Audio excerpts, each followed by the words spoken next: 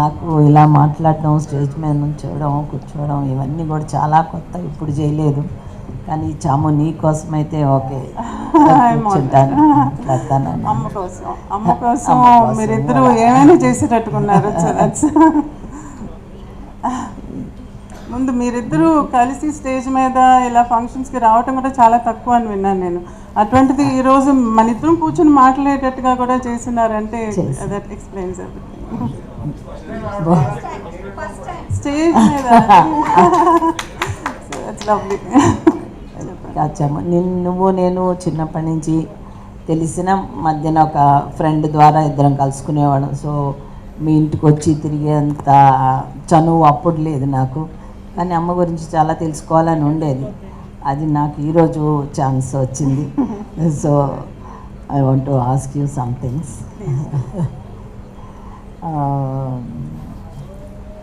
అమ్మతోటి చిన్నప్పుడు మీరు అమ్మ చాలా బిజీగా ఉండేవాళ్ళు. కాకపోయినా అమ్మ గురించి చాలా బయోపిక్స్ వచ్చినాయి, అమ్మ గురించి చాలా బుక్స్ వచ్చినాయి.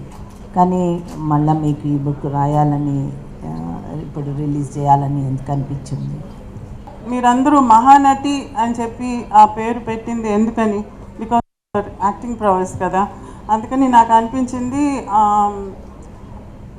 అమ్మ ఫిల్మోగ్రఫీ లాగా ఒక బుక్ ఉండాలి, వేర్ తను చేసిన ఇంపార్టెంట్ ఫిల్మ్స్ అన్నీ ఒక రికార్డ్ లాగా ఉండాలి ఒక బుక్లో. అదైతే పర్మనెంట్గా ఉంటుంది. దాన్ని చదివితే ఒక్కొక్క ఫిలింలోనూ ఆ క్యారెక్టర్కి ఉండే ఇంపార్టెన్స్ ఏంటి, ఎందుకని మహానటి అయింది అనేది ఎక్స్ప్లెయిన్ చేసేటట్టుగా ఉండాలి.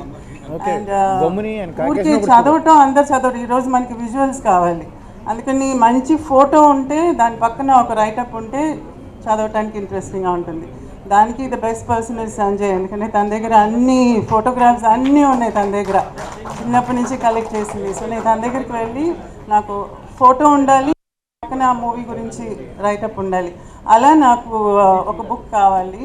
సో జనరేషన్స్కి, మా ఫ్యామిలీకి కానివ్వండి, లేకపోతే మీ అందరికీ కానివ్వండి, మీ ఫ్యామిలీస్కి కానివ్వండి, జనరేషన్కి ఒక రికార్డ్ లాగా ఉండాలి అమ్మ గురించి అని చెప్పి నేను ఆ బుక్ని రెడీ చేయాలనుకున్నాను.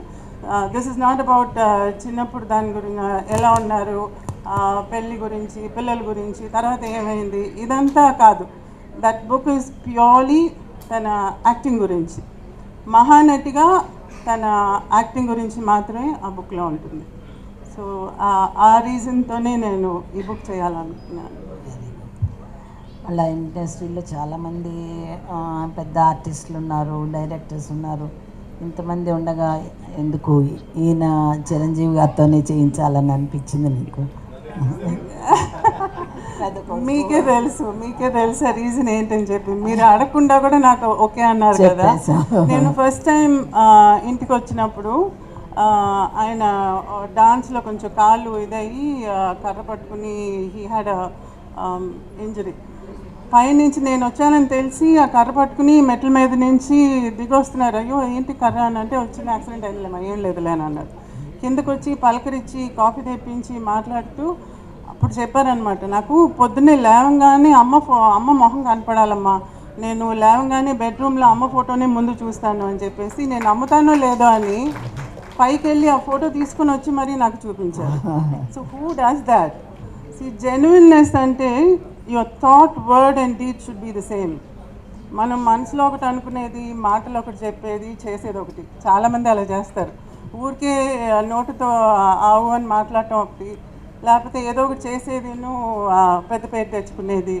అలా కాకుండా ఫర్ హిమ్, చిరంజీవి గారికి ఏంటంటే ఆయన థాట్, వర్డ్, డీడ్ మూడు ఒకటే. ఆ జెన్యున్నెస్ని ఇట్ టచ్ మై హార్ట్. అందుకనే నేను ఆయన తప్ప ఇంకెవరు ఈ బుక్ని రిలీజ్ చేయకూడదు, ఆయనే చేయాలి అని చెప్పి పట్టుబట్టి నేను డైరెక్ట్గా ఆయన అడిగాను అనమాట. So that's